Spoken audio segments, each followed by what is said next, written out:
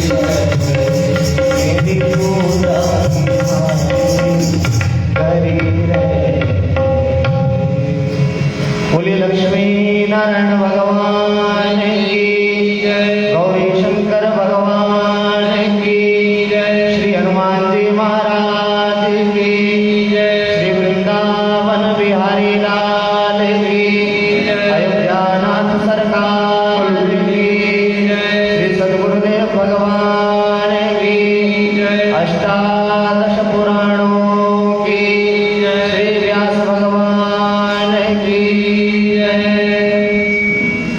वो पक्का बंद कर दे दोनों, जब जोर जलाएंगे तो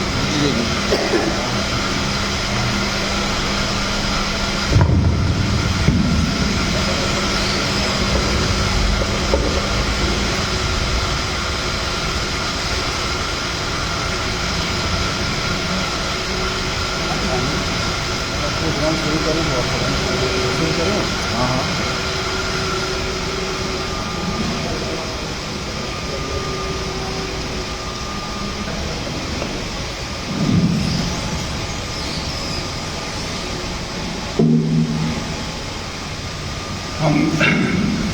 मैं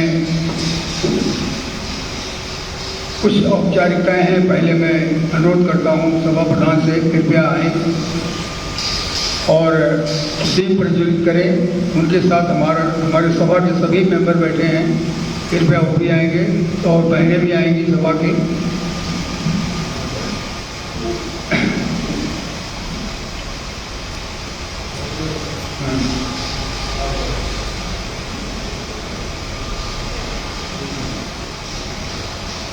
श्रीमती सप्रा जी, जो आगू बहनें हैं हमारी 3-4, वो तो कम से कम वो तो आ जाए।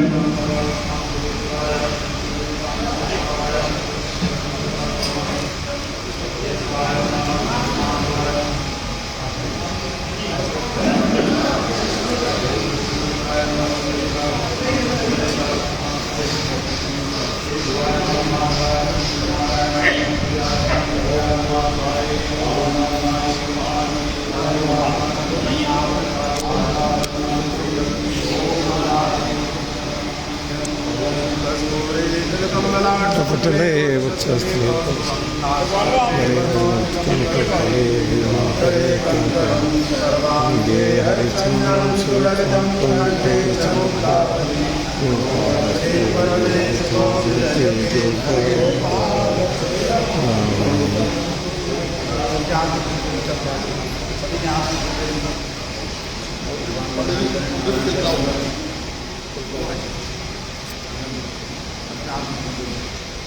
भगवान नारायण का ध्यान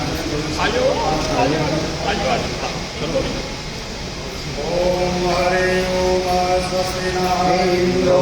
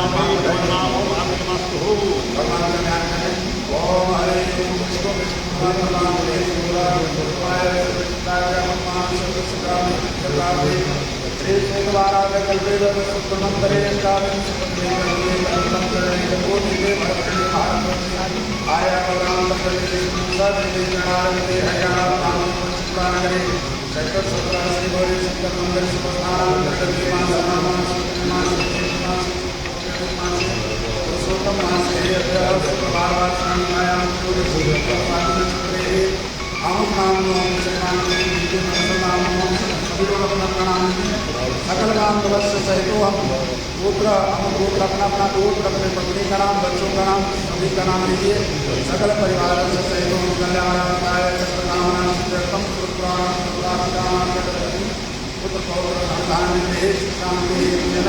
पुरुषोत्तम दिवसीय कथा आरंभे सर्वे देवी देवतानां पूजनम् आवाहनं सत्वमुच्चकार्ये ओम संकल्प चित्तबुद्धि सहिताय महागणाधिपतये नमः। बोले गणपति महाराज की जय। सब लोग गणेश जी का ध्यान करें, माता गौरी का ध्यान करें। ओम हरे ओम श्री गणानां त्वा गणपति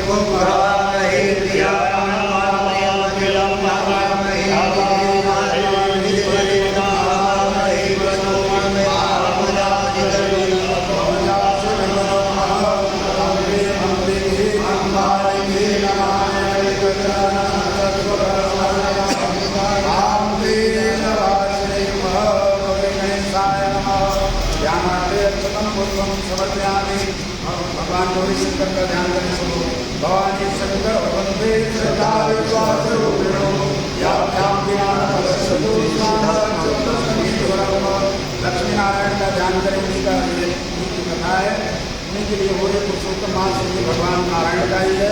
सब लोग ध्यान करें नारायण का। ओम शांताकारं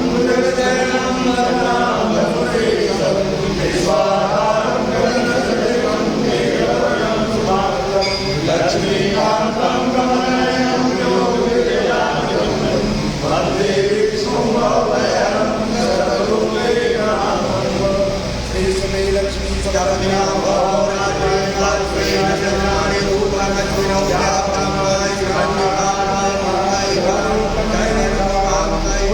लक्ष्मीनारायण भगवान की जय।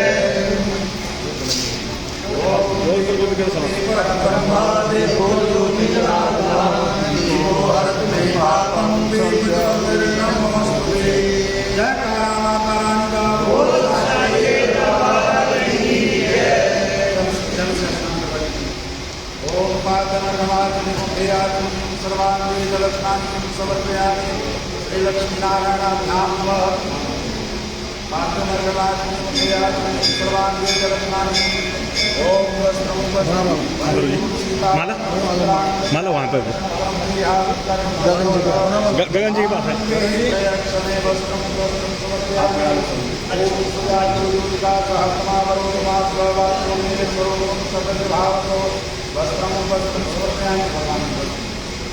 ओम हरे ओम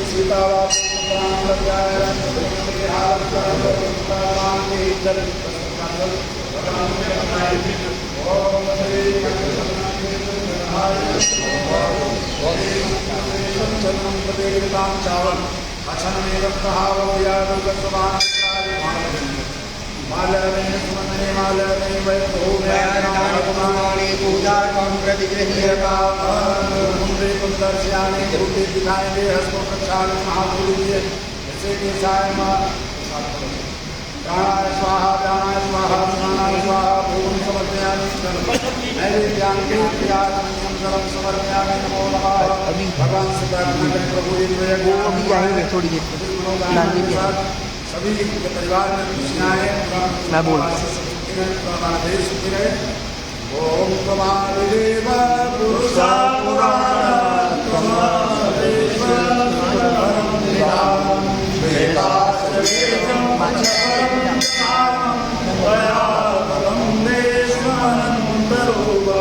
वायुरमो वरुणा शशांक प्रजा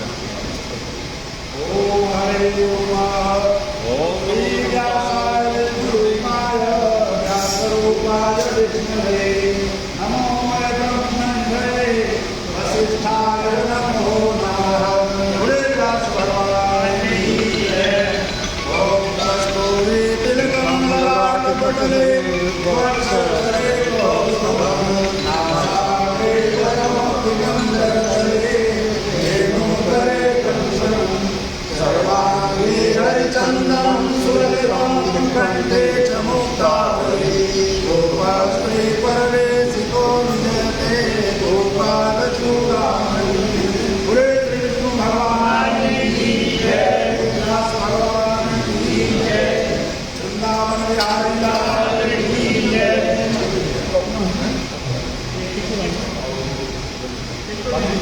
चलो माला इधर जाना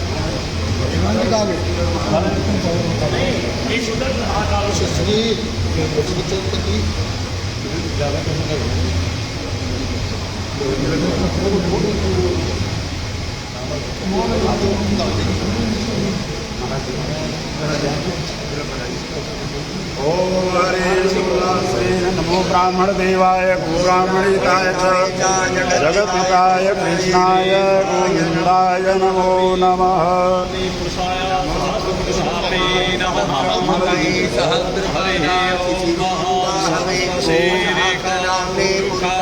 सहस्राक्ष सहस्रपाश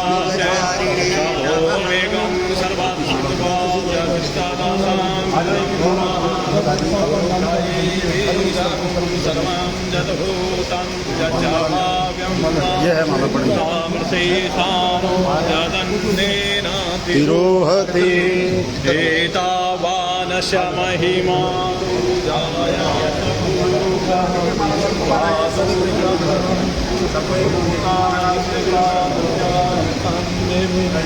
ओम नमो ब्राह्मण देवाय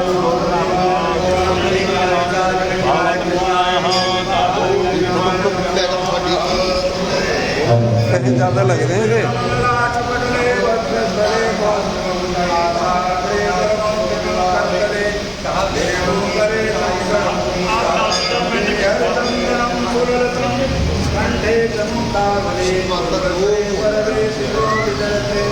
आशीर्वाद ही चाहिए बाकी घर भगवान ने दिता।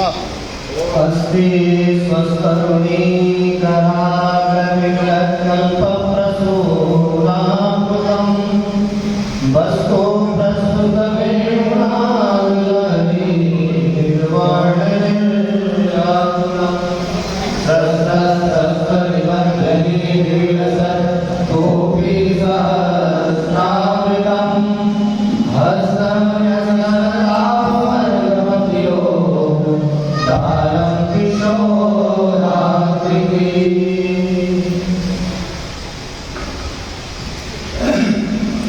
आज की सायंकाल आरती की कथा में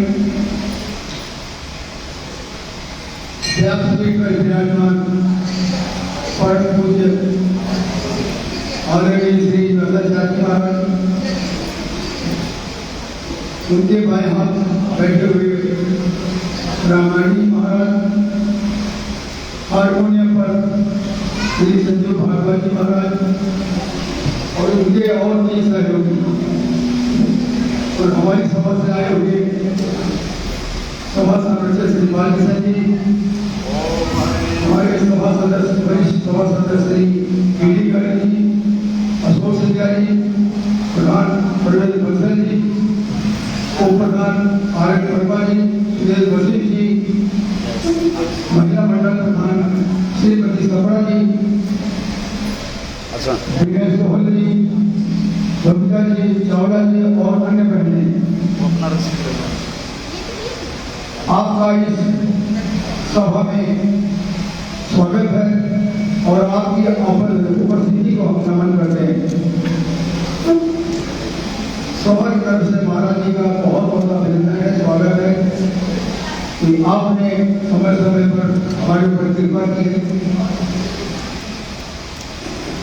समय बहुत ज़्यादा हो गया है। ये पुरुषोत्तम मास है, पुरुषोत्तम मास का महत्व क्या है, पुरुषोत्तम मास कैसे बनता है, इतना मुझे ज्ञान तो नहीं है, ये महाराज जी बताएंगे। भगवान नारायण ने स्वयं को धारण किया है, ये भगवान नारायण का ही वास कहा जाता है। तो ज़्यादा न कहते हुए मैं महाराज जी से अनुरोध करता हूँ कि हमें अब आनंद की ओर ले चलें। धन्यवाद। उससे पहले महाराज जी के साथ में जो बैठे हुए हैं उनके बाई तरफ भगवान ने इनको ऐसे ही रखा, कुछ है परमात्मा ने ऐसी जो शक्ति दी है रामायण के बारे में, इनको इतना ज्ञान और इतना विवेचना करते हैं रामायण के बारे में। आज अगर मौका मिला तो हम जरूर से सुनेंगे।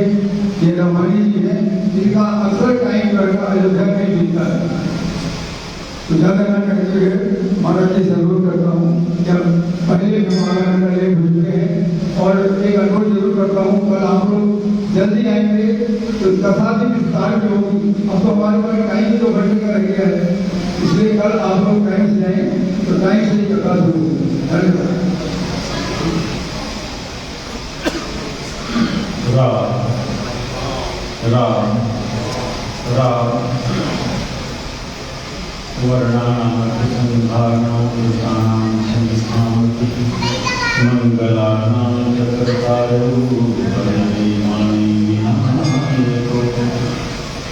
श्री सीतानाथसमारम्भां श्रीरामानन्दादिमध्यमाम् अस्मदाचार्यपर्यन्तां वन्दे गुरुपरम्पराम्। मंगलभवन अमंगलहारी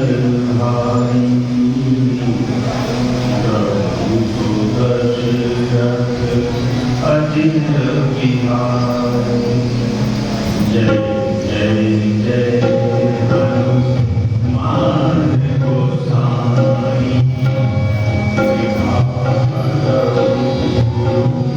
देवकी नाथ जय जय जय हनुमान गोसाई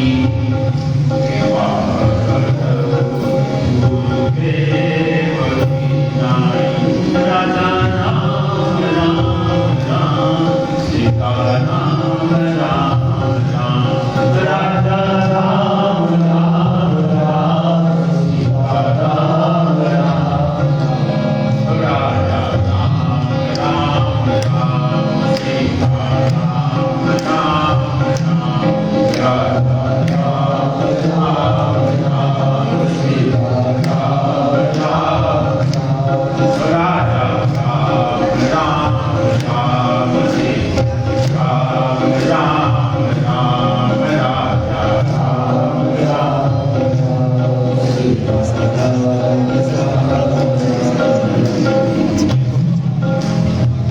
राम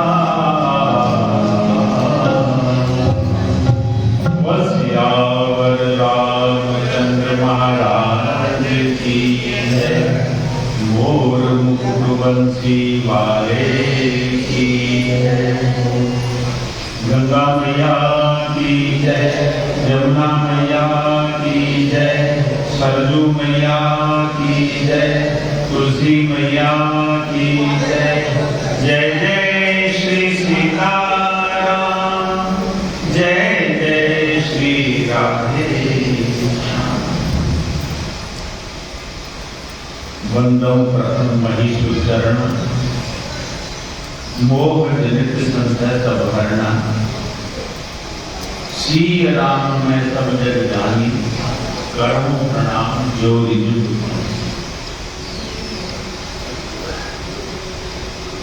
ठाकुर जी की असीम अनुकंपा है और जिस मंदिर के प्रांगण में हम बैठे हैं, शंकर भगवान की महती भूरी भूरी कृपा है और मेरे लाडले बाबा श्री हनुमान जी की महती कृपा से हम सब लोग फिर एक बार इस कथा के प्रांगण में भगवान की कथा सुनने के लिए भगवान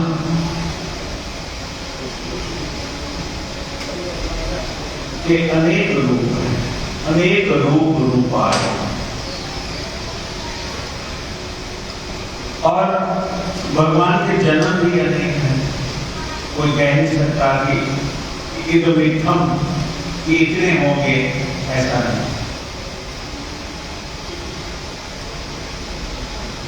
सौभाग्यशाली वही है जो परमात्मा की, भगवान की कथा सुनते रहते हैं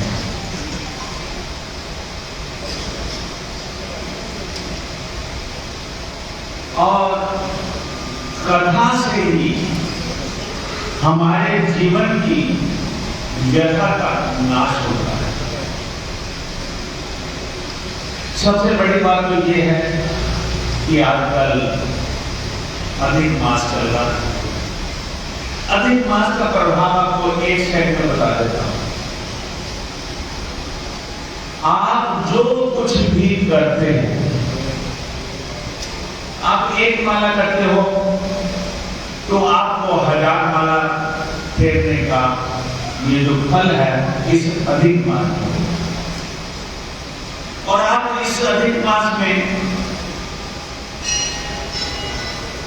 जितना दान करते हो, 1 रुपया करो, 10 रुपया करो, 100 रुपया करो, 1000 रुपया करो, और कोई भी दान के बहुत प्रकार,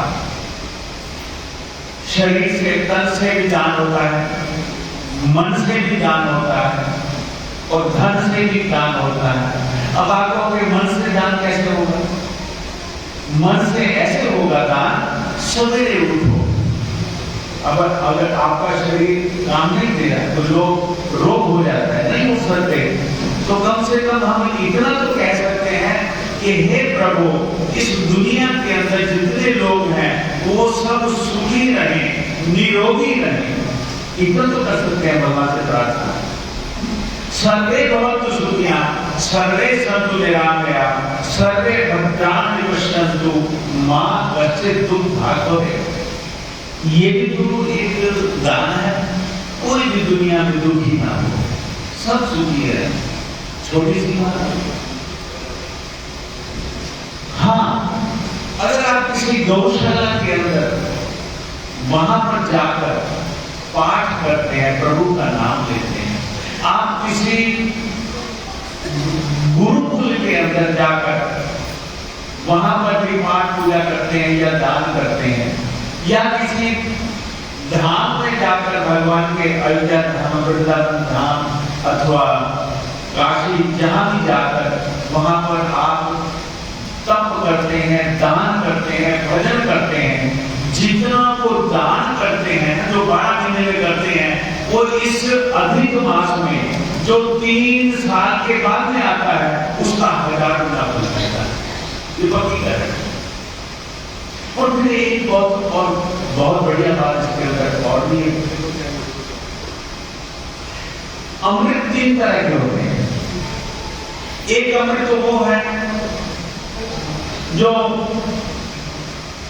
देवताओं का युद्ध हुआ था और उसमें अमृत का एक कलश निकला था और धनवंतरी भगवान ने बांटा, सब देवताओं को बांटा। आप जानते हैं उस अमृत का मतलब होता है कि वो व्यक्ति जिसने अमृत पिया वो मर नहीं सकता, वो अमृत था जो देवताओं को बांटा, वो कथा आप जानते हैं। और एक अमृत वो है जो चंद्रमा के पास है। आजकल जो चावल की हो रही है, बुआई हो रही है, तो वो जितने भी फल हैं, जितने भी सब्जियां हैं, वो रात्रि को जो चंद्रमा ऊपर अपनी रोशनी फेंकते हैं, चांदनी फेंकते हैं, उसके अंदर अमृत तत्व है। उस अमृत तत्व से ये जितना भोजन है ये अमृतमय हो जाता है। जो भोजन करते हैं तो कितना अच्छा लगता है सवेरे शाम, उसके अंदर अमृत तत्व है। जितनी सब्जियां हैं, जितने फल हैं, एक अमृत वो है। और एक अमृत वो है तब कथामृतम तप्त जीवनम। ये जो भगवान की कथा है जो आप सुनेंगे, आज विष्णु भगवान की कथा सुनेंगे, ये क्या है? ये भी एक अमृत है। उस अमृत को पीने से आपके जितने कल्मश हैं, जितने दुख हैं, जितने कष्ट हैं, जितने पापाचार, अनाचार, दुराचार, व्यभिचार जितने भी होते हैं, इस भगवान की कथा को सुनने से, मतलब कि वो कथामृत पीने से सब नष्ट हो जाती हैं। ये तीसरा अमृत है। और एक अमृत और है जो मेरे रामचरितमानस में लिखा है। वो लोग हैं जिनको कुछ भी नहीं, जितने साधु समाज हो, घर में हो, गृहस्थी लोग हो, कहीं पर भी, और किसी आश्रम के हो, चाहे वो गृहस्थ आश्रम के हैं, चाहे ब्रह्मचर्य आश्रम के हैं, चाहे संन्यास आश्रम के हैं, चाहे वानप्रस्थ आश्रम के हैं, वो सदैव एक ऐसा अमृत का पान करते रहते हैं। वो अमृत का नाम है भगवान का नाम। धन्यास्ते कृतिना पिबन्ति सततम श्री राम नाम अमृतम। वो धन्य है जो सदैव भगवान के नाम के अमृत का पान करते रहते हैं, सदैव पान करते रहते हैं। तो मेरे कहने का मतलब ये जो 4 तरह के अमृत है, हम भी अभी आचार्य जी के मुखारविंद से ऐसा अमृत का पान करके घर में जाएंगे और बांध के जो भी आपको सुनाएंगे उसको अपने पल्ले बांध कर। और ये अधिक मास है, इसको नाम पुरुषोत्तम मास है। भगवान ने अपना नाम इस मास को दिया, तो इसलिए ये मास भी तो 12 महीनों में बड़ा उत्तम है, सर्वोत्कृष्ट है। तो इस मास में जो भी हम सुनेंगे आचार्य जी के मुखारविंद के, संतों के मुखारविंद से, उसका बहुत बड़ा फायदा होने वाला है। तो इसलिए उसका आपको लाभ होगा और उसको प्रेम से, श्रद्धा से, भक्ति से सुनकर उस अमृत का पान करके अपने घर में जाएं। इन्हीं शब्दों के साथ जय सिया राम। श्री लक्ष्मी नारायण भगवान की जय। श्री गौरी शंकर महादेव की, श्री हनुमान जी महाराज की, श्री अयोध्यानाथ भगवान की, दुर्गा मैया की, विष्णु पुराण की।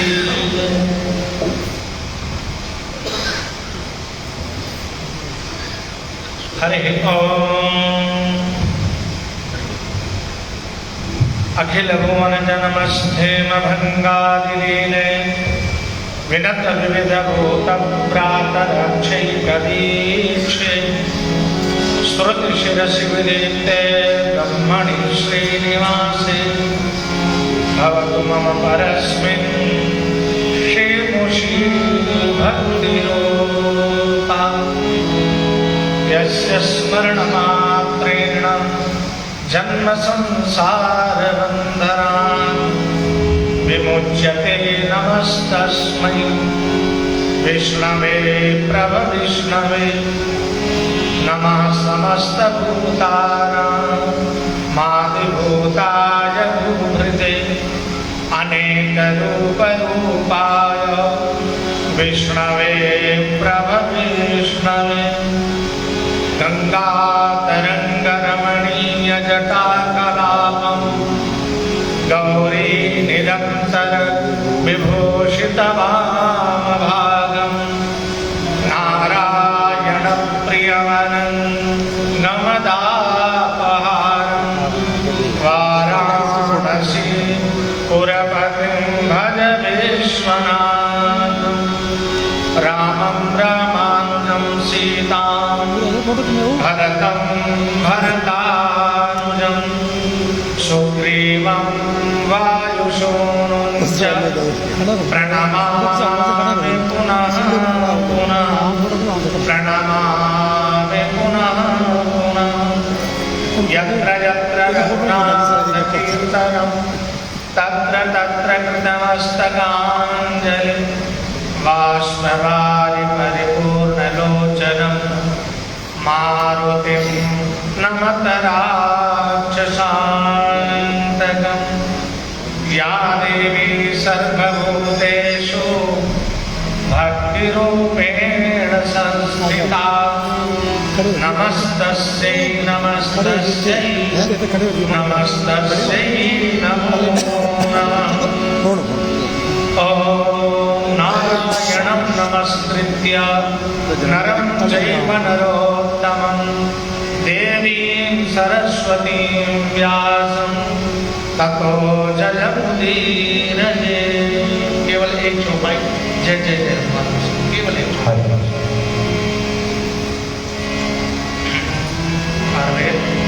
सभी लोग गाएंगे साथ में। जय जय जय हनुमान गोसाई कृपा करो गुरुदेव की नाई। जय जय जय हनुमान गोसाई कृपा करो गुरुदेव की नाई।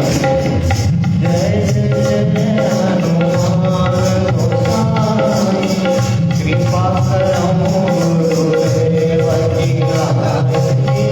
जय जय हनुमान गोसाई कृपा करो गुरुदेव की नाई। जय हनुमान गोसाई कृपा करो गुरुदेव की नाई। जय जय हनुमान गोसाई कृपा करो गुरुदेव की नाई। जय सिया राम जय सिया राम जय सिया राम जय सिया राम जय सिया राम जय सिया राम जय सिया राम जय सिया राम।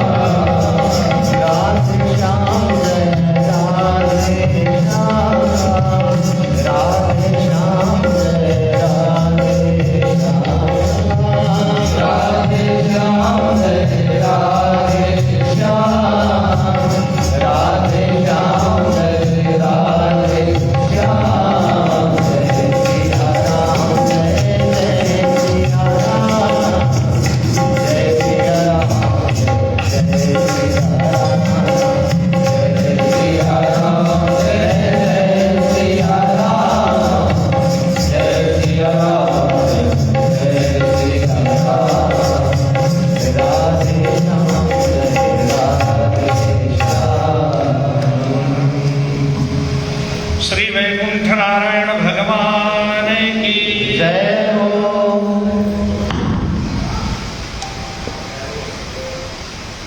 अखिल कोटि ब्रह्मांड नायक करुणा करुणालय सर्वांतर्यामी जगन्नियंता जगदीश्वर श्री वैकुंठ नारायण महाप्रभु श्री गौरी शंकर महाप्रभु श्री राघवेंद्र महाप्रभु श्री आंजनेय महाप्रभु श्री कृष्णचंद्र महाप्रभु भगवती पराम्बा मैया माता मनसा देवी जी के चरणों में प्रणाम करते हुए और इस हरियाणा प्रांत के पंचकूला जनपद में 17 सेक्टर के गौरी शंकर मंदिर नहीं भगवान गौरी शंकर जी के चरणों में विविध स्वरूप में विद्यमान परमात्मा के उन विविध रूप में हम सब एकत्रित और इस श्री सनातन धर्म सभा के प्रधानाध्यक्ष श्री प्रवेश कुमार बंसल जी, श्री आर.पी. तिवारी जी, एस.के. निझावन जी जो कोषाध्यक्ष हैं, श्री बालकिशन सिंगला जी, डी.पी. सोनी जी संरक्षक, बालकिशन सिंगला जी मुख्य संरक्षक और उप प्रधान अशोक जिंदल जी, देवेंद्र मेहरा जी, श्री आर्यन वर्मा जी, एस.सी. बत्रा जी, नरेश गोयल जी, श्रीमती शपरा बहन जी जो हमारी मातृशक्ति की प्रधान हैं और उनकी समस्त सहयोगी बहनें लीला चावला जी, सोहर बहन जी, बबीता सिंगल जी और रमा मिल जी साथ में श्री डी गर्ग जी जो सदस्य हैं, अशोक सिंगला जी, इस मंदिर के भगवान बुद्ध भवन के प्रधान अर्चक श्री पंकज मिश्र जी, उनके समस्त सहयोगी गण, अन्य अर्चक गण, उपस्थित मातृशक्ति, सभी सहयोगी दल और सभी महानुभाव, आइए। अपना समय था 4:30 बजे से, लेकिन हम थोड़े विलंब हुए, कोई बात नहीं। भगवान के सानिध्य में, भगवान के चरणों में यदि बिना कथा के भी थोड़ी देर बैठा जाए, जिस रूप में जिसको भी सौभाग्य मिला है कि वे पहले आए हैं और पहले बैठ गए हैं, लेकिन भगवान की कथा नहीं शुरू हो पाई, तो भी आप भाग्यशाली हैं, क्योंकि हम संसार के बंधन में सांसारिक प्राणियों के बीच में तो हमेशा रहते ही हैं, लेकिन हमें सौभाग्य मिला है कि यदि थोड़ी देर के लिए भी हम भगवान बुद्ध भगवान के चरणों में आकर बैठे हैं, तो आप ये समझिए कि इनकी कृपा हम सबको प्राप्त हो रही है। बड़ा सुंदर विषय है, और आप सभी भाग्यशाली तो हैं ही, लेकिन आपसे अधिक भाग्यशाली हम हैं, जो मुझे इस पुरुषोत्तम मास में आदरणीय तिवारी जी ने, प्रधान जी ने और जो भी यहाँ के सहयोगी जन हैं, जिन्होंने मुझे अपने वाणी को पवित्र करने का मौका प्रदान किया है, तो मैं तो अपने आप को बहुत भाग्यशाली समझता हूँ।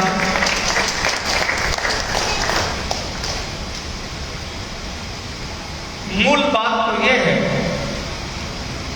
कि क्यों ना इस मंदिर के सभी सदस्यों के मन में ये भाव हमेशा क्यों ना पैदा होता रहे, क्योंकि ये आप जहां जिस स्थान पर बैठे हैं और इस मंदिर में के जो भगवान प्रधान देवता हैं, भगवान बुद्ध भगवान, इनका स्वभाव ही है कथा में रहना, कथा में रहना। क्योंकि दुनिया का यदि कोई सबसे बड़ा वक्ता है कथा का, तो हमारे भगवान शंकर, और सबसे बड़ा कोई श्रोता है, तो कोई श्रोता है तो हमारे भगवान शंकर। और यदि कोई ना मिले ना, तो ये किसी को बुलाने नहीं जाते, जैसे प्रधान जी ने सबको फोन किया होगा, तिवारी जी ने किया होगा, आओ जी समय हो गया आप कथा के लिए क्यों नहीं आए, आप लोग ही नहीं आएंगे, ऐसा शंकर जी किसी को नहीं कहते। शंकर जी तो भगवती पार्वती से कहते हैं, देवी सुनो सुनो सुनो। देवी सन्मुख हो जाती है, हमारी माँ पार्वती सन्मुख हो जाती है, और भगवान शिव उस कथा के प्रवाह में जल पड़ते हैं। क्या बात, और कोई सामान्य कथा नहीं, वो कथा कैलाश के शिखर से प्रवाहित होते हुए और संपूर्ण जनमानस के हृदय को निर्मल बनाते हुए पूरे ब्रह्मांड का भ्रमण कर लेती है। कौन? कथा महाराज। पूरे ब्रह्मांड। निवेदन क्या है? निवेदन ये है कि जिनके चरणों में हम बैठे हैं, ये सबसे बड़े कथा के, माता बोलिए, वक्ता और सबसे बड़े श्रोता। श्रोता बनने के लिए बहुत छोटे हो जाते हैं। आपको पता है कि भगवान शंकर कथा सुनने के लिए कहां से कहां गए हैं? कैलाश पर्वत को छोड़कर काशी से होते हुए और दक्षिण भारत में महात्मा महान संत अगस्त्य मुनि के आश्रम में पहुंचे हैं। किस लिए? कथा सुनने के लिए। और कथा सुनने के लिए अगस्त्य मुनि के नीचे बैठे हैं। अगस्त्य मुनि ने उन्हें बड़ा सुंदर आसन दिया, महाराज विराजमान हो, आओ बैठो। लेकिन भगवान शंकर ने कहा, नहीं, मैं श्रोता हूं और मैं भगवान भी नहीं हूं। अगस्त्य, आज तो मुझे भगवान नहीं समझना। अगर तूने तुमने मुझे भगवान समझ लिया तो हमारी कथा, आपकी कथा वैसे नहीं हो पाएगी। अब आप विचार कीजिए, अगर हमारे बीच में कोई महापुरुष शंकराचार्य आ जाए तो मुझे लगेगा कि अरे महाराज जी आए हैं, अब मैं कथा कैसे कहूँ, अच्छी कथा कह रहा हूँ या नहीं कह रहा हूँ, ये ठीक है या नहीं ठीक है, तो मन में कोई ना कोई भाव उत्पन्न होता रहेगा। भगवान शंकर ने कहा नहीं नहीं, मुझे आप केवल एक समझना, क्या, श्रोता, एकमात्र श्रोता। और ये भाव लेकर के गए हैं और चरणों में बैठ गए हैं। अगस्त मुनि ने कथा प्रारंभ कर दी है और भगवान शिव ने बहुत आनंद से पूरी कथा श्रवण की। बात समझ में आई? लेकिन एक घटना घटी साथ में। भगवान ने तो कथा सुनी, लेकिन भगवान के साथ जो अर्धांगिनी थी, भगवान की ही पत्नी, कौन, सती मां, उन्होंने कथा नहीं सुनी। और परिणाम क्या हुआ? भगवान शंकर ने कहा कि जो मेरी पत्नी हो करेंगे और फिर भी मेरे इष्ट देव का गुणगान ना सुने, वो मेरे साथ रहने योग्य नहीं है। और परिणाम क्या हुआ? बहुत लंबी कथा है, विष्णु पुराण में शिव कथा प्रवेश कर जाएगी, इसलिए संक्षिप्त में कहूंगा कि भगवान ने सती को उसी समय त्याग दिया। क्यों? क्योंकि उन्होंने कथा नहीं सुनी। और एक बात और, भगवान में श्रद्धा वही रख सकता है जो भगवान की कथा में श्रद्धा रखे। ये बात नोट कर लो। आप कहें मैं तो भगवान को बहुत मानता हूं या मानती हूं, लेकिन भगवान की कथा को नहीं मानती, तो आप समझ जाइए आप अपने आप में पूर्ण नहीं है। जो भगवान को माने और भगवान की लीला को ना माने, भगवान की कथा को ना स्वीकार करे, तो ये तो एक विरोधी भाव है, विरोधाभास। तो भगवान शंकर तो कथा मान रहे हैं, और पत्नी और पति का संबंध क्या होता है? दोनों एक होते हैं। और अन्य पति पत्नी एक हो या ना हो, लेकिन भगवान शंकर के बारे में लिखा है वागर्था निव संपृक्तौ वागर्थम प्रतिपत्तये जगता पितरौ वंदे पार्वती परमेश्वरौ। एक बात बताऊं, आपने शायद लक्ष्मी और नारायण का ऐसा रूप नहीं दिया देखा होगा जो दोनों एक में, लेकिन भगवान शंकर का और पार्वती जी का आपने रूप देखा? कौन सा रूप? अर्धनारीश्वर। कितना आप विचार करते हो कि क्या सुंदर आधा चेहरा भगवान शिव का और क्या भगवती। तो ये दोनों रूप ऐसे आपस में मिले हैं जैसे शब्द में अर्थ मिला हुआ है। शब्द में अर्थ माने हम कहते हैं अहम गच्छामि, तिवारी जी बताइए इसका अर्थ क्या होता है? जा रहे हैं ना, ठीक नहीं बोले, मैं जाता हूं। ठीक है, आप सबके साथ चल रहे हैं इसलिए कह रहे हैं हम जा रहे हैं। अहम गच्छामि, मैं जाता हूं, और वयम गच्छामः, हम सब जाते हैं। तो अभिप्राय केवल एक है कि शब्द में अर्थ छिपा हुआ है। शब्द में ऐसे भगवान शंकर और भगवती पार्वती दोनों एक में ऐसे जुड़े हैं जैसे शब्द में अर्थ जुड़ा है। अब आप विचार करो कि जब भगवान शंकर और पार्वती एक ही हैं, इसका मतलब है कि आधा मन कथा सुन रहा है और आधा मन कथा नहीं सुन रहा है। बात तो ये भी, क्योंकि वो दोनों एक ही है। तो भगवान ने कहा हम अपने उस मन को, हम उस अपनी इंद्रिय को, हम अपने उस चेतना को स्वीकार नहीं करते जो मेरे शरीर में रहता हुआ, मेरा ही मन, मेरी ही बुद्धि, मेरी मति और भगवान की कथा को ना स्वीकार करे। इसका मतलब है मेरे में नकारात्मक शक्ति आ गई। तो भगवान ने अपने नकारात्मक शक्ति को, नकारात्मक ऊर्जा अर्थात सती का त्याग कर दिया। ठीक है पंकज जी, त्याग और कहा हे मेरी बुद्धि, हे मेरी मति, हे मेरी सती, स्वीकार नहीं करूंगा जब तक तो मेरे इष्ट देव के कथा में तुम्हारी रुचि नहीं हो जाएगी, जब तक तुम्हारा प्रेम नहीं हो जाएगा तब तक मैं तुम्हें स्वीकार नहीं करूंगा। और वही सती जब भगवान ने कहा है तो सती को लगा कि मुझे इस शरीर से जीने का अधिकार नहीं है। वह अपने पिता यज्ञ के दक्ष प्रजापति के यज्ञ में भस्म हो गई और पार्वती के रूप में प्रकट हुई और आज वे भगवान से पूछ रही है। क्या बात है? कैलाश शिखरे रम्ये गौरी पृच्छति शंकरम। भगवती पार्वती गौरी जी भगवान शिव जी से पूछते हैं। क्या पूछती हैं? प्रभु आप मुझे कथा सुनाइए। कौन सी कथा? कहा जो कथा मैं पूर्व जन्म में नहीं सुन पाई, जो मेरी सुनने की इच्छा नहीं जागृत हुई, वह कथा मुझे सुनाइए। भगवान हमारे शंकर जी एकदम मौन हो गए और मौन होकर के कहने लगे, पार्वती आज तूने मुझे कृतार्थ कर दिया, तूने मेरे कलंक को भी दूर कर दिया कि शिव की पत्नी होने के बावजूद भी सती ने कथा नहीं सुनी। इस कलंक को तूने पार्वती के रूप में धो डाला। तुम धन्य धन्य। क्यों? क्योंकि कथा जो सकल लोक हितकारी स्वयं पूछन चाह शैल कुमारी। मैं इस बात का विवेचन इसलिए कर रहा हूं क्योंकि जिनके सानिध्य में मैं बैठा हूं महिमा तो उन्हीं की है और प्रारंभ के श्रोता वक्ता भी वही है। इसलिए मैं इस बात को आपको याद दिलाते दिलाते हम कथा में प्रवेश करना चाहते हैं। भगवान शंकर ने कहा, पार्वती तुम धन्य हो, तुम धन्य हो, और आशीर्वाद दिया, धन्य धन्य गिरिराज कुमारी,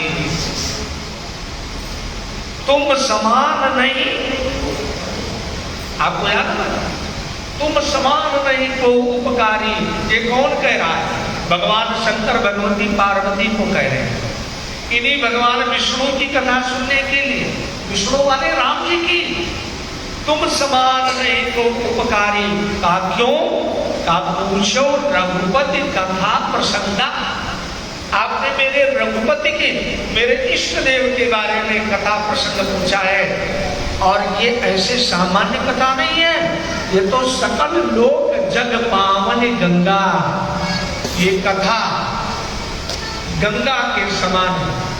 गंगा को गंगोत्री से निकलकर और एक निश्चित स्थान से जा रही है, लेकिन ये कथा रूपी गंगा आपके गौरी शंकर मंदिर सेक्टर 17 पंचकूला हरियाणा भारतवर्ष में प्रकट हुई। ये भी एक गंगा है और गंगा का अर्थ है कि गमयत विष्णुपदान, जो भगवान के चरणों की ओर ले जाए, जो भगवान विष्णु के चरणों में प्रेम पैदा कर दे। तो आज भगवान विष्णु के चरणों में प्रेम प्रकट करने के लिए बैठे हैं। और प्रेम कौन प्रकट करा रहा है? हमारे बुद्ध भावन भगवान महान है, इसलिए ये महादेव है, क्योंकि ये भगवान की कथा सुनने के लिए एकदम झुक जाते हैं। अरे भाई बड़ा आदमी कौन होता है? मैं आपको बताना चाहूंगा, ये तो हमारी लोक मर्यादा है। बड़ा आदमी वो है जो नीचे कथा में बैठ सकता है तो निश्चित रूप से बैठे, लेकिन नीचे बैठ सकता है फिर भी नीचे नहीं बैठेगा कि मेरे सम्मान को ठेस लगेगी, वो बड़ा आदमी नहीं है। प्रमाण क्या है? प्रमाण भगवान शंकर है कि अगस्त्य ऋषि के चरणों में जाने के बाद भी ऊपर नहीं बैठते, भगवान होते हुए भी नहीं बैठते, एकदम नीचे बैठे। ये बड़े व्यक्ति का व्यक्तित्व होता है कि हम भगवान के सामने जितना संभव, यदि संभव है तो मैं चरणों में बैठूं, क्योंकि भगवान का आश्रय है।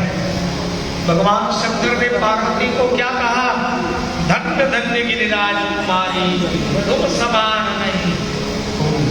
पूछो रघुपति कथा प्रसंगा, सकल लोक जग पावनी गंगा। कहा क्यों? कहा तुम रघुवीर चरण अनुरागी, तुम रघुवीर चरण अनुरागी। आपका रघुवीर भगवान के चरणों में आपका अनुराग है, इसलिए आपने प्रश्न पूछा। और एक बात और बता दूं आपको, एक बात और बता दूं, ये अनुराग शब्द क्या है? संसार में जो हमारा मन लगता है उसको कहते हैं राग, ध्यान देना। और राग के साथ एक शब्द और जुड़ा हुआ है, राग का विलोम क्या है? द्वेष। राग द्वेष होता है। दिन का विलोम क्या है? रात्रि। आकाश का पाताल, ऐसे राग का विलोम है द्वेष। लेकिन अनुराग का कोई विलोम नहीं है, अनुराग का विलोम नहीं है। क्यों? क्योंकि अनुराग तो भगवान के चरणों में होता है, और जिसका प्रेम जो भगवान के चरणों में प्राप्त हो, जो भगवान के चरणों में जो भक्ति हो, उसका कोई विलोम नहीं होता, उसका कोई विलोम नहीं होता। बात समझ में आई? तो आप लोग भगवान के चरणों में आप सबका अनुराग है। और एक शब्द है, मिलई न रघुपति बिन अनुरागा। मिलई न रघुपति बिनु अनुरागा, किए कोटि जप जोग विरागा। भगवान की प्राप्ति भगवान विष्णु के चरणों में प्रेम बिना अनुराग से नहीं होगा। आप माला भी दिन भर जपते रहे उंगली डाल के ना, सीताराम सीताराम सीताराम सीताराम, ठीक है, बड़ी अच्छी बात है। लेकिन इससे भगवान, आपकी वाणी पवित्र होगी, आपके कर्म बंधन छूटेंगे, लेकिन भगवान के चरणों में प्रेम बढ़ेगा ये जरूरी नहीं। इसके लिए उस मंत्र के साथ अपने आप को तदाकार होना पड़ेगा। जब आप राम कहें तो भगवान दशरथ नंदन की लीला आपके बुद्धि में आएगी। जब आप कृष्ण कहें तो यशोदा नंदन की लीला आपके मन में आए।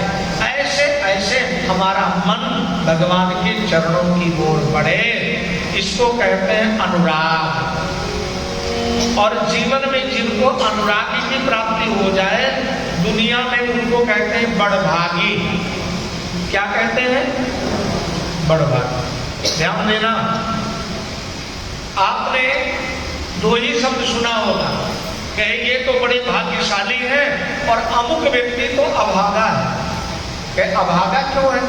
कहा वो भाग्यशाली नहीं। लेकिन हमारे शास्त्रों में बड़भागी किसे कहा गया? आज आप सभी बड़भागी बन के आए और 3 दिन तक आप विशेष रूप से बड़भागी रहेंगे। क्यों? क्योंकि आप भगवान के चरणों में आए, और जिनका भगवान के चरणों के साथ संबंध हो जाए वह व्यक्ति बड़भागी हो जाए। हम विष्णु पुराण की महिमा, विष्णु पुराण नहीं सुनने आए, विष्णु पुराण का महात्म्य सुनने के लिए आए हैं।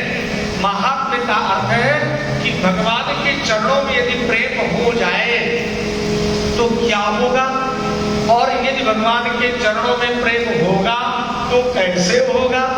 इन दोनों बातों को जो हम श्रवण करने आए हैं, इसका नाम है महात्म्य। आप जरा सुनिए, मानस में कुछ बड़भागी हैं, इन बड़भागियों का नाम लेते लेते हम विष्णु पुराण में प्रवेश कर रहे हैं। आइए जरा ध्यान से। अंगद हनुमाना बड़भागी, अंगद हनुमाना राम चरण चाप पद विधाना। बड़भागी अंगद हनुमाना चरण कमल चाप पद विधाना।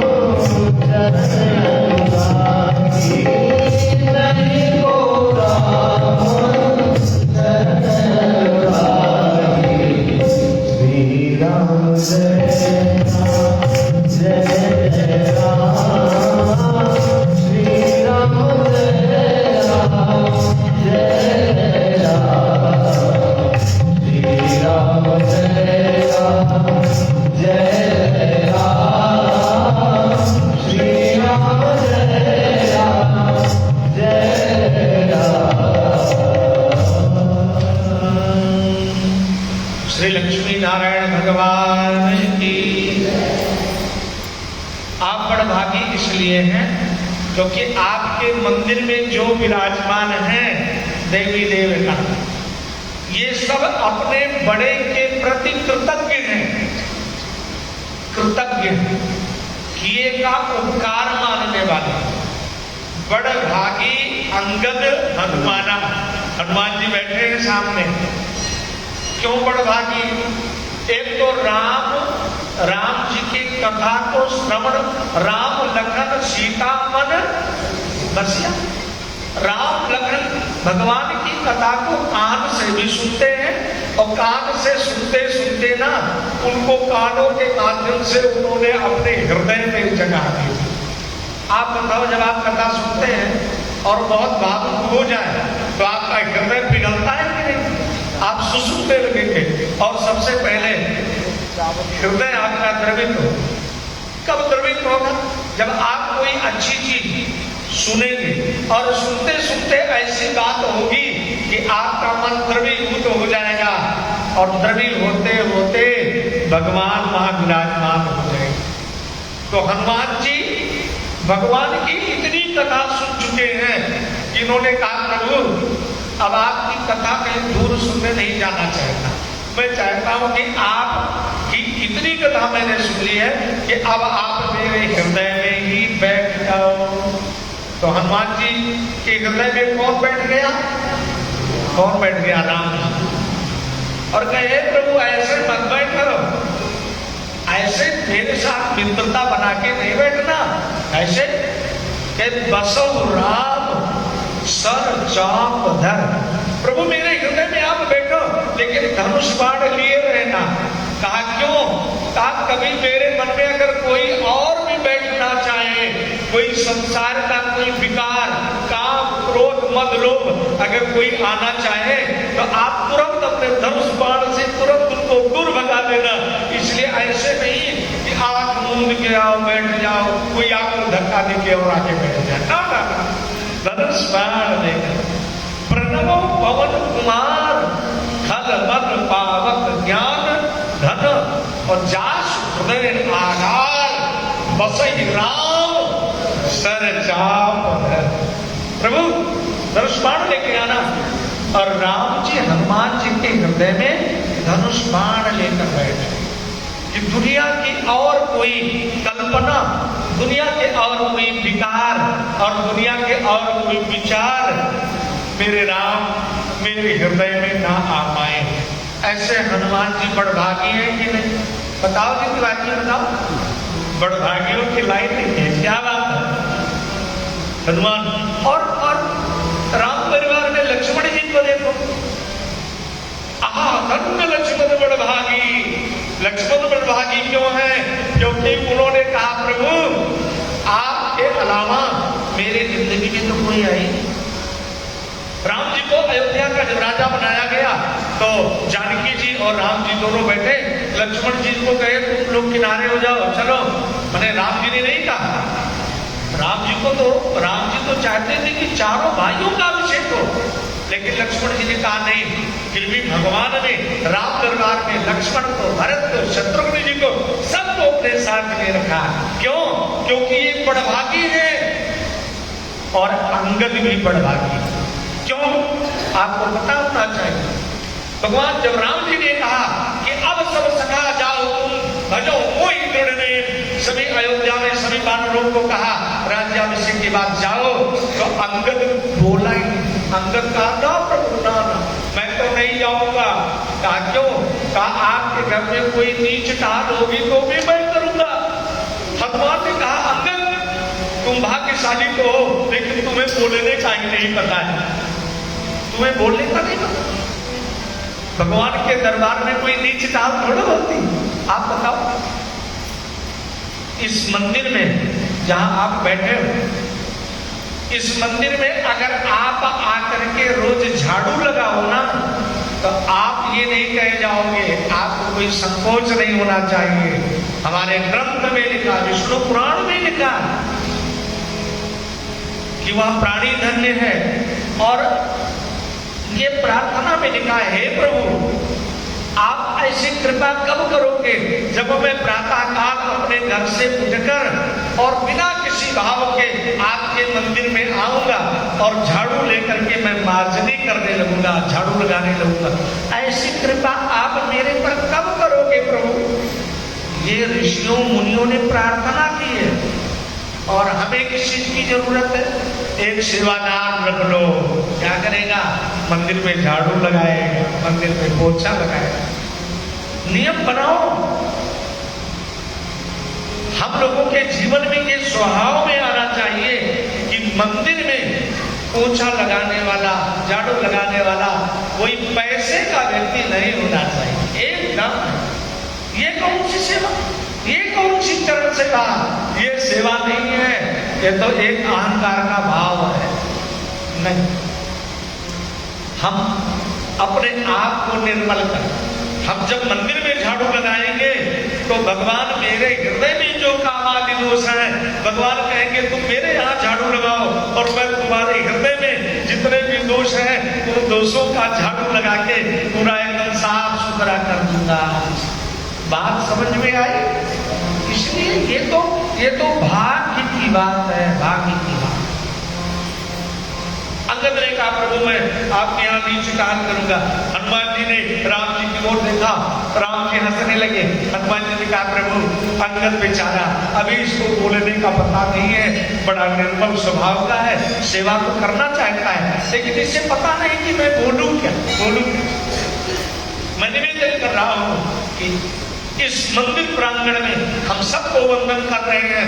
ये सभी अपने बड़ों के प्रति भाग्यशाली, लक्ष्मण जी भाग्यशाली हैं, हनुमान जी भाग्यशाली हैं, और भगवान शिव जी का तो कहना ही क्या है, अपने इष्ट देव के प्रति, अपने भगवान राम और विष्णु के प्रति जो अगाध प्रेम, ऐसे मंदिर में विराजमान विविध रूपों को हम प्रणाम करते हैं। श्रीमन नारायण नारायण, श्रीमन नारायण नारायण नारायण, श्रीमन नारायण नारायण नारायण, श्रीमन नारायण नारायण नारायण, श्रीमन नारायण नारायण नारायण, लक्ष्मी नारायण नारायण नारायण, लक्ष्मी नारायण नारायण नारायण, लक्ष्मी नारायण नारायण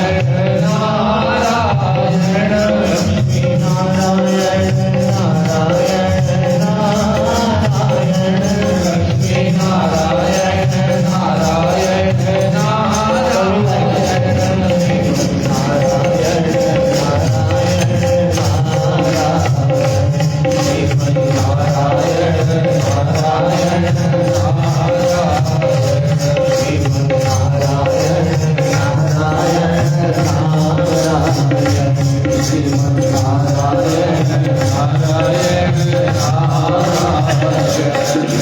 लक्ष्मी नारायण नारायण तिरुपति नारायण नारायण नारायण, तिरुपति नारायण नारायण नारायण, तिरुपति नारायण नारायण नारायण, तिरुपति नारायण नारायण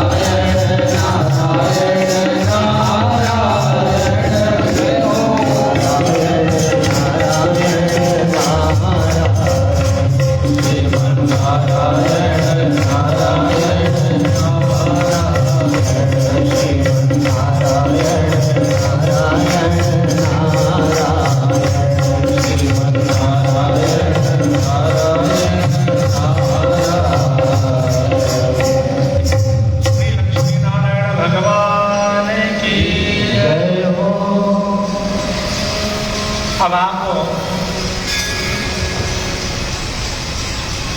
आज विष्णु पुराण के महात्मा की कथा के लिए आप सभी उपस्थित हैं। आप सबको पता है कि पुराणों की संख्या कितनी है माताओं? आप ऐसे बोल बताएं। 18 पुराण कितने हैं? 18। अच्छा, वेद कितने हैं?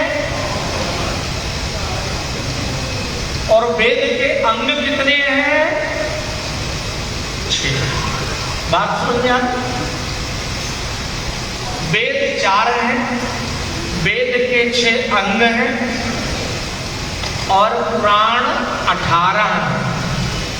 स्मृतियां बहुत हैं, मूल रूप से 108 स्मृतियां, संक्षिप्त में 36 स्मृतियां और भी उनके आकार हैं। तो 18 पुराणों में 6 पुराण सात्विक पुराण। क्या समझ में आई? 6 पुराण सात्विक सत्व गुण से युक्त पुराण है। 6 पुराण राजस हैं, जिनमें रजोगुण की प्रधानता है, और 6 पुराण तामस हैं, जिनमें सतोगुण सत्वगुण, सतोगुण नहीं कहा जाए, क्या कहना, सत्वगुण, रजोगुण की कमी और तमोगुण की प्रधानता है। ऐसे 18 पुराण हैं। मैं समझता हूं 18 पुराणों के नाम आपको उच्चारण करना, कम से कम याद दिला दूं। मद्वयम भद्वयम चैवा, सभी आज याद कर लेंगे, याद नहीं करेंगे सुन लेंगे। मां से 2 पुराण है, मां अक्षर से 2 पुराण हैं, और उन दोनों पुराणों का नाम है क्रम से मत्स्य पुराण और मार्कंडेय पुराण। मत्स्य पुराण और मार्कंडेय पुराण।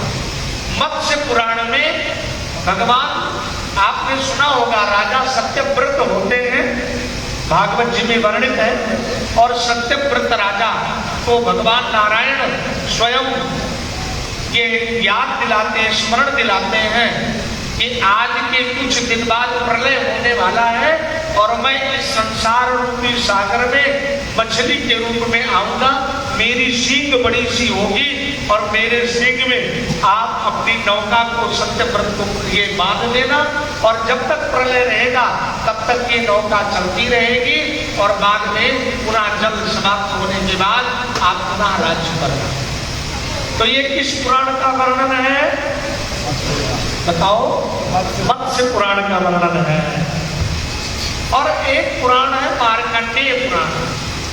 आपने सुना होगा महर्षि मृकंडु, तो मृकंडु के पुत्र है मार्कंडेय।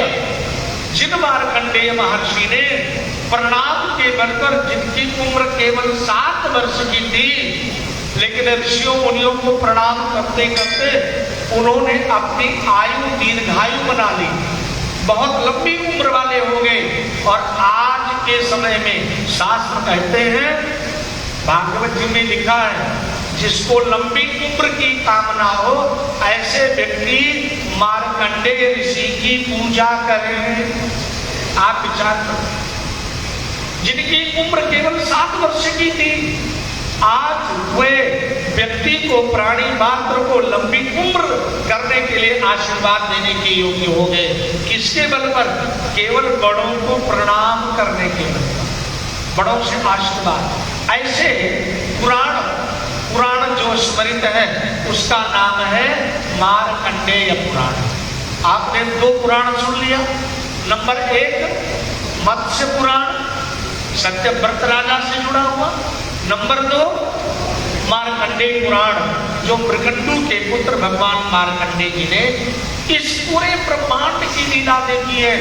कई बार प्रलय होते अपने आंखों से देखा है, और उन सब का विवरण उन्होंने मार्कंडेय पुराण में वर्णित किया है। ऐसे ही भाष्य 2 पुराण, मद्वयम भद्वयम, भाष्य 2 पुराण है। एक का नाम है भविष्य पुराण, और एक का नाम है श्रीमद् भागवत महापुराण। बोलो भागवत भगवान की। आप सभी भागवत भगवान से परिचित हैं, लेकिन ये भागवत महापुराण चरम पुराण है, एकदम अंतिम पुराण है। और जितने पुराण हैं उनमें ये लिखा है कि क्या करना चाहिए, क्या नहीं करना चाहिए, किम कर्तव्यम, किम अकर्तव्यम, ना कर्तव्यम, इसका विवरण सभी पुराणों में है।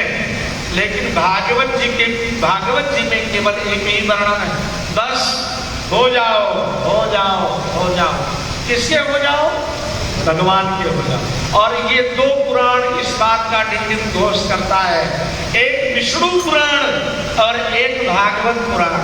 ये दोनों पुराण भगवान के चरणों में ये शरणागति के पुराण है। माताओं बहनों, शरणागति के पुराण हैं, इनका नाम है विष्णु पुराण और इनका नाम है भागवत पुराण। अच्छा, शरणागति किसे कहते हैं? शरणागति माने जानते हो? शरणागति माने प्रभु जी मेरी लागी लगन मत। शरणागति समझ गए? जरा प्रेम से एक बार प्रार्थना कर लो कि प्रभु अब आपकी शरण में आए हैं, एक बार स्वीकार कर लो। आइए जय हो। लागी लगन मत तोड़ना प्यारे, लागी लगन मत तोड़ना। और सभी गाएंगे, हरि जी मोरी लागी लगन मत तोड़ना, हरि जी मोरी लागी लगन मत तोड़ना, लागी लगन मत तोड़ना प्यारे, लागी लगन मत तोड़ना, लागी लगन मत तोड़ना प्यारे, लागी लगन मत तोड़ना, हरि जी मोरी लागी लगन मत तोड़ना, हरि जी मोरी लागी लगन मत तोड़ना। तेरी बुआई मैंने तेरे नाम होगी, तेरी बुआई मैंने तेरे नाम होगी, तेरी बुआई मैंने तेरे नाम होगी, तेरी बुआई मैंने तेरे नाम होगी, तेरी बुआई मैंने तेरे नाम होगी, तेरी बुआई मैंने तेरे नाम होगी, तेरी बुआई मैंने तेरे नाम होगी, तेरी बुआई मैंने तेरे नाम होगी। मेरे भरोसे मत छोड़ना प्यारे, मेरे भरोसे मत छोड़ना प्यारे, मेरे भरोसे मत छोड़ना प्यारे, मेरे भरोसे मत छोड़ना, हरि जी मोरी लागी लगन मत छोड़ना, हरि जी मोरी लागी लगन मत छोड़ना, लागी लगन मत छोड़ना प्यारे, लागी लगन मत छोड़ना प्यारे, लागी लगन मत छोड़ना प्यारे, लागी लगन मत छोड़ना, हरि जी मोरी लागी लगन मत छोड़ना, हरि जी मोरी लागी लगन मत छोड़ना।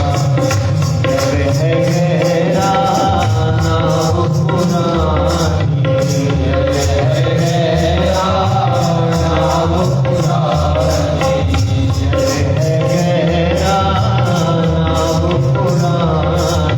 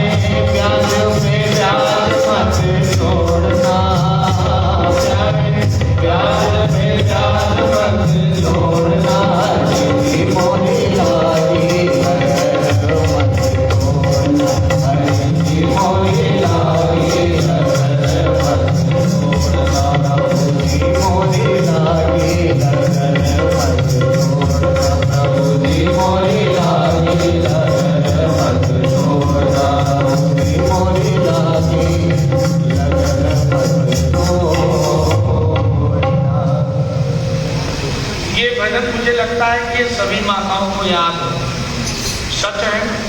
और आपकी मंडली में, हमारी माताओं की मंडली में ये भजन बहुत प्रसिद्ध है ना। अगर 5-7 भजन गाए जाएंगे तो इस भजन का शायद नंबर आ ही जाता होगा, है ना। 10 भजन में तो आ ही जाता होगा। इसका मतलब क्या है?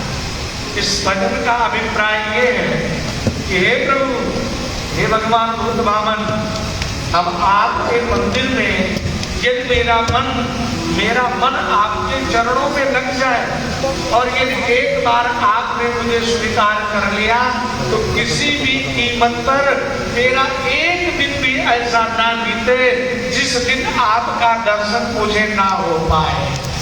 इसका अभिप्राय ये है कि केवल गाना ही नहीं है स्वर में, ये प्रार्थना है। कुछ प्रार्थनाएं ऐसी हैं जिनको हम भजन कह देते हैं, जैसे वह शक्ति हमें दो दया दे, प्रार्थना है। हम लोग बचपन में गाना